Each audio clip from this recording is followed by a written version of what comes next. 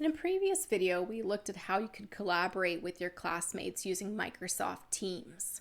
Another alternative is to use Zoom. So you can go to Zoom or just Google Zoom and you end up here. You will need to create an account. You can sign in. And you can use your Google or Facebook account to log in. The first time you sign in, it essentially will download the app onto your device. So once we've been in there once, then I can just start from my computer. I can open up Zoom. So to log into Zoom, you can use any of those accounts, right? So you can just log in with your Gmail account. And then once you're inside Zoom, you can do just like you do with Microsoft Teams. You can schedule a meeting for you and your teammates.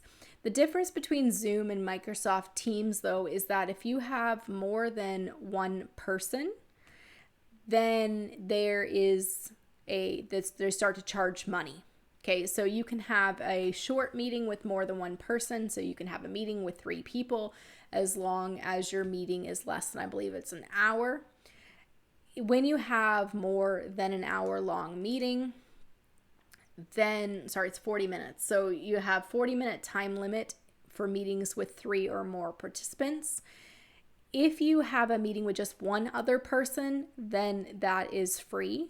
There's not a time constraint on it. So if you're just doing a project where there's 2 of you, you can use Zoom, you can meet for hours.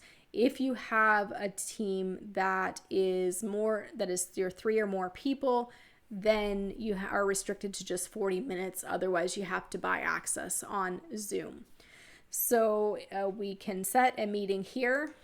We can just start a meeting immediately.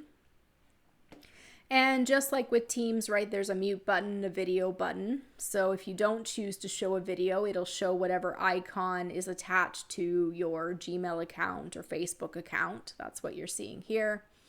And just like with the Teams, you can also share your screen. So we could show a document that we were working on together or a presentation we were preparing.